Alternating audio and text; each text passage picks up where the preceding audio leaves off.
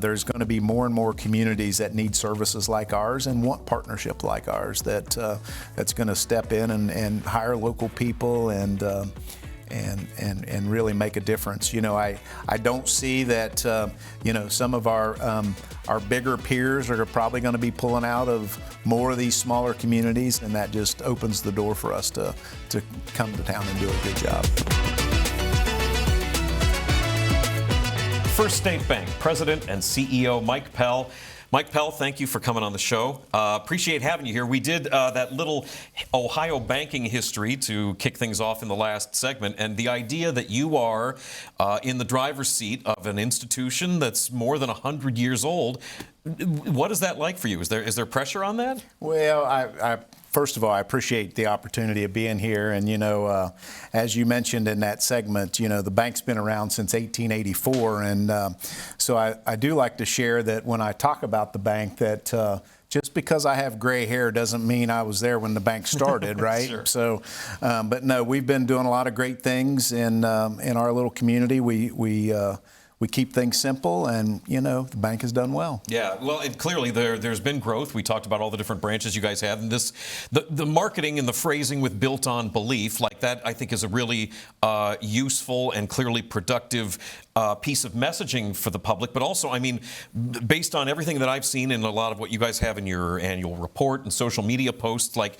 you guys really are doing a lot of things supporting the community and things that are built on belief. It's not just a catchphrase for you guys. Yeah, built on belief is so special to us, and we've I think about the history around that, and my marketing team had decided that we really needed to get a little more modern a few years ago, and so Elliot asked me to, let's get an outside firm to come in and help us a little bit. Mm-hmm. And we hired a firm that really interviewed myself, our team, our board of directors, and our community. And they come back with, Mike, your company is about being built on belief. Oh, wow. And we feel like that. That's our message. That's how we believe in our communities. We believe in each other, and we really felt called to serve the communities that we're in today. So that was important to us. And I share a little bit of that story because we decided to do that in 2019. Okay, and so we were ready to launch. Our folks needed, we were gathering energy, and then guess what happened in 2020, Not right? long after things we changed. were trying to figure out, how are we going to open our lobbies? Right. We've got shutdowns happening everywhere. We're going to serve our clients from our drive-thrus. You've got businesses that are concerned about how they're going to keep the lights on. Absolutely, and but that was actually, I look back on that, and that was perfect timing. Yeah. Because we needed something fresh. We needed something that supplied us energy and reminded us of where we came from. And so that was important. Well, it was also an opportunity then to really show that it isn't just a catchphrase. Even though, the development of that phrase came from within, that was an opportunity to, so to speak, put your money where your mouth is and really show that we are built on belief. We're going to help support people in this community during this really, really challenging time. Yeah. Yeah, it was a great time for us, and we're really looking at that now. And we've done some recent surveys with our staff, with our community, and we look back. 6 years ago, a lot of our staff wasn't there when we launched Built on Belief, but yet it really is it catches on. Our employees love it. So that's what we're all about. Yeah, for sure. And, not being shy also of letting people know what it is that you guys have people out there doing. We've seen some composite pictures here that I think we grabbed to show different First State Bank employees out there in the world, whether they're doing stuff at Ronald McDonald House or whether you guys are sponsoring a soccer team. Like, there's a lot of work there's some of your people right there now, just out there. More than 150 of them. It was like nearly every employee accounted for some of the work you guys did just last year. Yeah, it's really it's what we're all about. We've, our bank has done very well. We like to be leaders in our community. We like to give back, and we've we stay focused on giving back to our individual communities. And and I think the communities know who we are because of that. It's, a little bit about giving back is about showing up at the football game on Friday night, and we're running the concession stand, or if it's we're at halftime at the basketball game where we're making contributions to the local schools, and we're getting behind our communities. Yeah, well, and you're doing it because that's the right thing to do, but also like from a business perspective, you got employees. You're in the more rural part of the state. Mm-hmm. You're not necessarily even trying to compete with these big banks that are doing all this, consolidation and mergers and stuff. You guys have people that are connected in their communities. These people know each other when they come into the room, and that's a strength for you. Yeah, absolutely. And we, when we go into new communities, we hire local talent. We hire the folks that have been in that community a long time, have the relationships with the school systems and the local municipalities, and that's so our two newest locations were in Maysville, Kentucky, and Portsmouth, Ohio, both small rural communities, but those are areas where some of the big guys decided to exit. Right. And so that, so we want to step in, fill that gap, and do a good job. Well, yeah, and talking about rural communities, like also, though, at the same time, and what I just had there in the Big Bite, the expansion that you guys have seen, and you've been at the helm of this for a number of years now, Mike. I'm not going to try to carbon date you here, but you're the one that brought up the gray hair and everything. But, you have been in the driver's seat of this institution for quite a while, and you guys have seen quite a bit of growth in the last few years. We have seen a lot of growth, and I think that, really what feeds that growth are communities that want banks like ours, that get involved in the communities, hire local people, and really bring financial services to small rural markets that, frankly, some of the big guys are exiting. Right. So. And being able to actually service people and have an actual genuine connection, because there's an emotional element. You guys are a bank, and there's obviously math and numbers are what they are, but there is an element among people, especially if it's a rural community bank. Somebody comes in, whether they're looking for a personal loan, whether they're looking for a business-based loan, there is a really emotional element to that moment that you guys are baked into. Yeah, I think we know our customers. We know.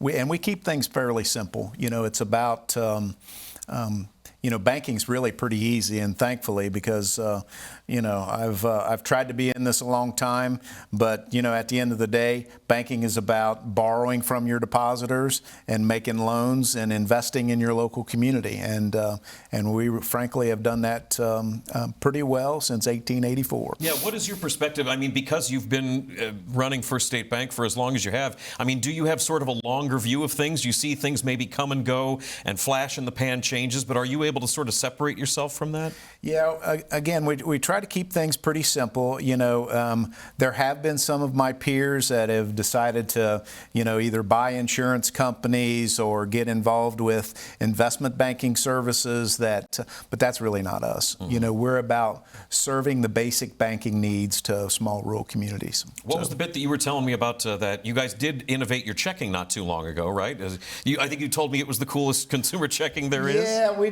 just love our little checking. We have a consumer checking account. It's called Casasa, mm-hmm. and which really helps us incent behaviors that we want. So, our consumer checking account has a nice hot rate that, it's got a 5 in front of it. So, that gets people's attention.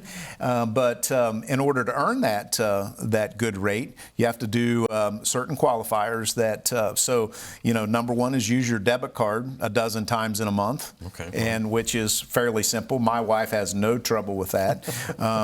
Make sure you hit our website once a month so it has an opportunity so I can cross-sell you some other products that we have. And then don't make me send you a paper statement. Get your statement online, and we'll just email that to you. So if we incent those behaviors and you follow that, we give you a nice interest rate on your consumer checking account. Yeah, how's the response been?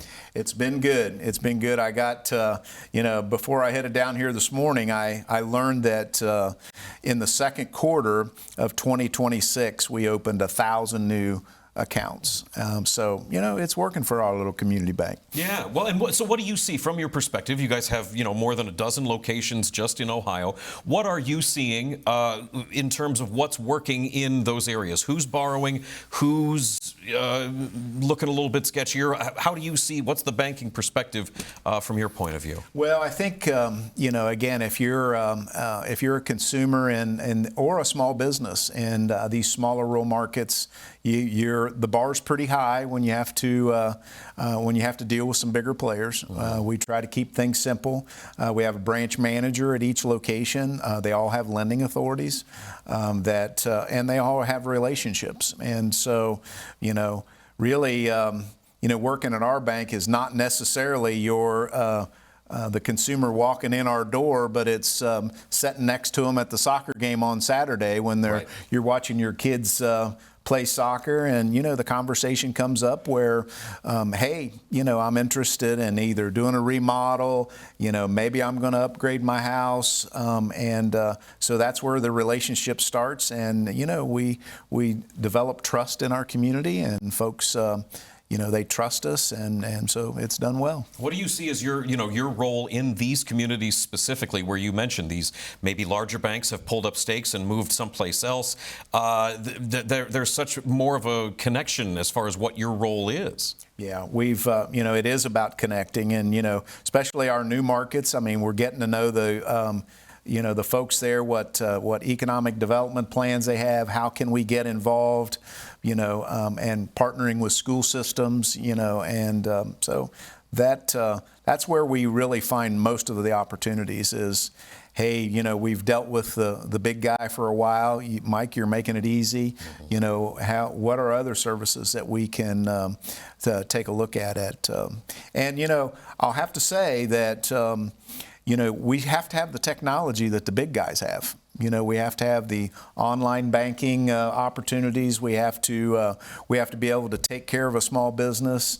We have to be able to deliver the technology that really the customer expects. And so, that takes a lot of investment, but our team's done well, keeping us up to date. And again, so I like to say that we have, the bells and whistles that the big guys have, but we also follow that up with relationships and trust, and so that's been good. Yeah, no, I was looking on your site too in terms of what you guys offer for tools for business owners. There's a management tools section that can help maybe if I'm a small business owner, if I've got, say, a little coffee shop or a bakery and you guys are my bank, like there's anti-fraud tools. You guys offer stuff for business owners where if I'm just trying to worry about making enough coffee or baking enough muffins, like not having to worry about fraud because I've got this other protection that the bank is offering, and that's you guys. It's not some out-of-town outfit. That's exactly right. Probably the biggest challenges to the banking industry today is fraud. That's what I was going to ask. And it's and we really spent a lot of money trying to protect the customer, protect the bank. We have positive pay. It's an opportunity where if a small business issues either their payroll or their payables, Positive Pay just matches those up, and if something looks unusual in the activity, we're able to flag that. We can call the customer and say, hey, did you write a check to that Jack Crumley guy? If not, let's, if that's not the case, let's go back and take a look at that. So. Okay, sounds very trustworthy. That's okay. Mike Pell is the president and CEO of First State Bank. Well, I'm Mike Pell, and president and CEO of First State Bank. Our community bank is located here in rural southern Ohio, and we serve the communities of Adams, Brown, Highland, and Fayette counties. Our community bank is locally owned and operated, and we are passionate about serving our communities. I'd like to share one of our latest projects that we are so excited about. Directly behind our headquarters here in Winchester, Ohio, our local village has maintained. Welcome back to the Working Lunch. That was a little time capsule for you. Mike Pell is the president and CEO of First State Bank. That was you kicking off a little construction project in Winchester, a park that was right near the bank branch, in terms of, doing things for the community. I thought that was a nice piece of evidence right there of what you guys did a few years back. Yeah, a little history around that. That's been, 10 years or so ago, but, our little bank's headquartered in Winchester, Ohio, which is less than 1,000 in population. But so, any little bit of movement gets a lot of activity. Sure. But so what we done there, we saw that our bank was continuing to grow. And so we needed to build an operations center. And so, as we continue to add branches and, we want to keep our headquarters there local. And so we, right next to where the bank operated was a big old home that had changed hands a few times. And, but we end up tearing that old house down. Now, I was a little bit of the go to Winchester for a while for actually tearing Mr. Fenton's home down. So we tore that down and we built a beautiful operations center that still serves us today. Yeah. And right behind that facility was the village park that really needed a lot of work. So we got we partnered up with the village. There was actually a tennis court there that we removed, and now there are basketball courts. There's a shelter house. There's a nice parking area for the community, and we've rented that for the next 30 years for $1. Oh, right on. And so the village of Winchester really appreciated that, and we were continuing to bring jobs to this small community. So I really thought about that for a minute, and I thought, now if I was able to talk to Mr. Fenton today, he would appreciate 50 or 60 new jobs in Winchester rather than looking at his old home. So anyway, that was a great project. Our community appreciated it, and we've it's very nice for our employees. Yeah, for sure. Boy, there was a time probably that he would have remembered in Winchester where 50 or 60 new jobs would have been like 100% of the community getting work. That's great. Yeah. Mike, what is it like for you as far as, again, you're the president and CEO of First State Bank, and because of, again, we talked about the long view, we talked about what it was like when COVID hit, but also you were around when things got very challenging for banks as far as when the recession hit in '08, and being able to, again, take the long view and see how big of a change was that, because now we've got stress tests and there's a lot of technology that's applied to banks to make sure that everything's staying on the right track, and that means making responsible decisions in the run-up to things. Yeah, so, I remember that time, and I think, of course, I have twin boys that are 22 now that get a little credit for my gray hair, but that '08-'09 period really was a stressful time for the industry. And so, it was about, working with clients, figuring out where, how are we going to work with those folks that are really having trouble with cash flow and some other things. But we really survived that very well, and I think I think back on that time that our loan portfolio performed well during that period of time. Folks had equity. Again, they trusted us. We worked with them, and so those things turned out very, very well. But that's also the time that our bank really partnered with some other business people in the community, and we really launched what we call today Leadership Adams. And so that was born right after that period of time. And, we think back about, it was a time where people were losing jobs, and what do local communities do? Leadership rises during that period of time. And so, we wanted to put together a leadership group and really help leaders, grow to a new level. And so, that was, that program started. We recruited about a dozen folks. That was in our first class. And, today we've got 150 Leadership Adams graduates, I will call them, and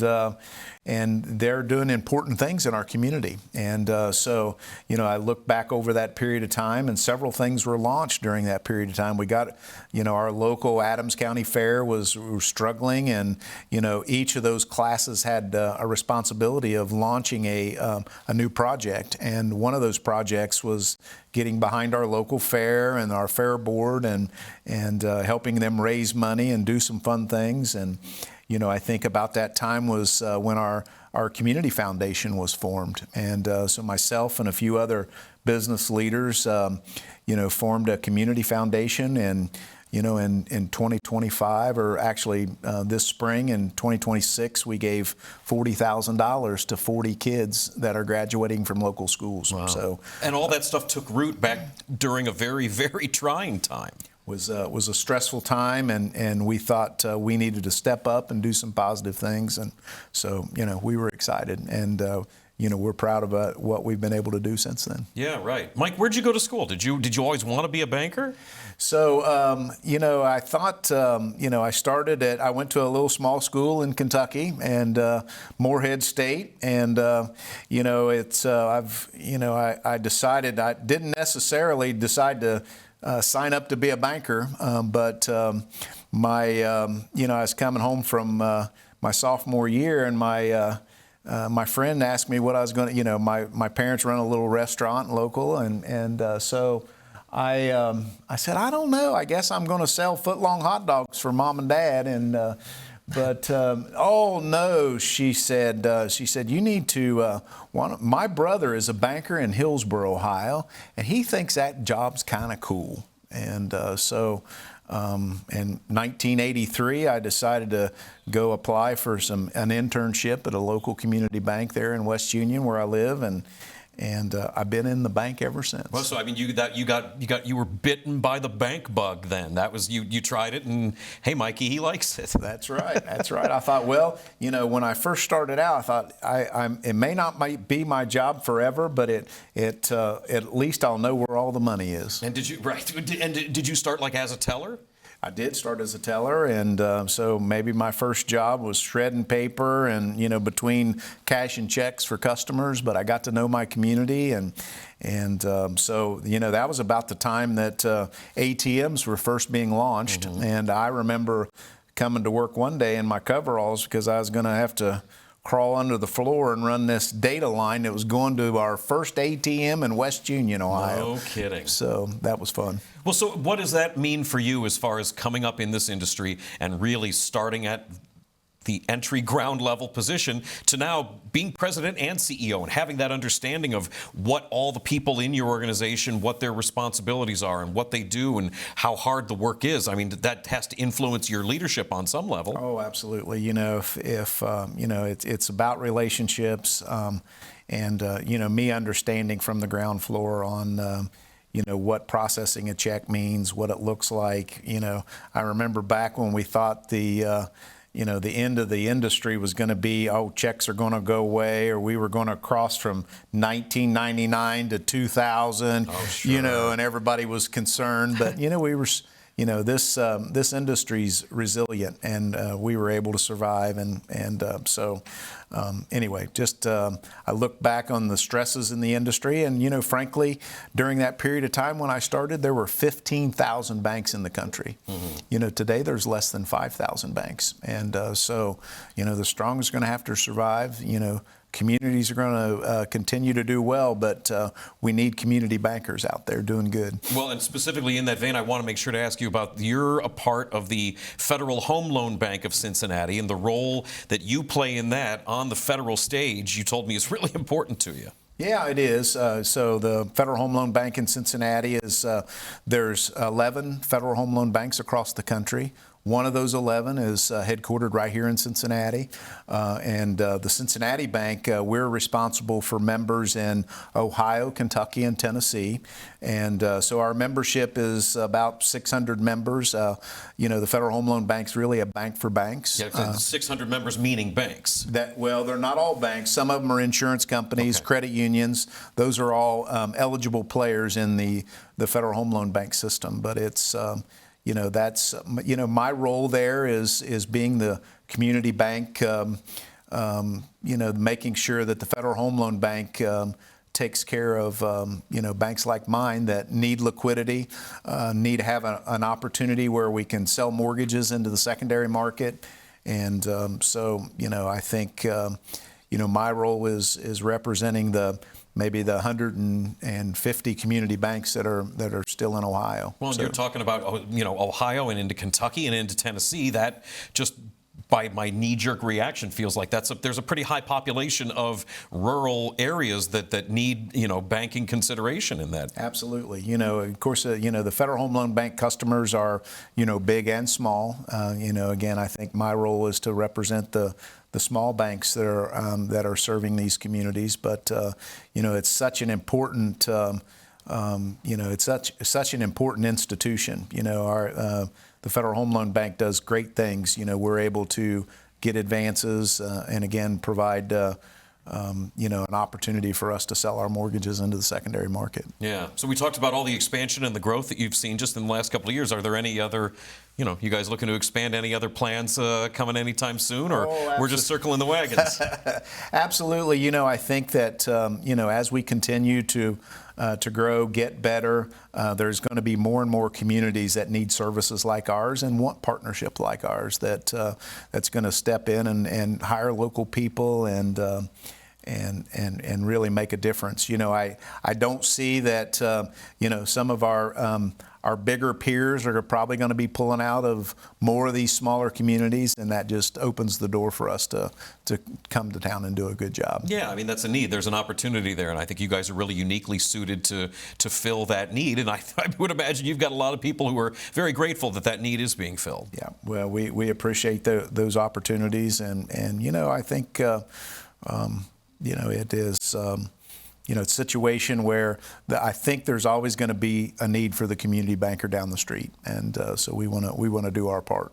Mike Powell is the president and CEO of First State Bank, proud sponsor here of the show. Mike, really happy to have you on. FSB4me.com is the website. You say it, you just heard it in action, the built-on belief element of the community bank like First State Bank. Really great stuff. Mike, really appreciate you coming on. Thank you very much for this opportunity.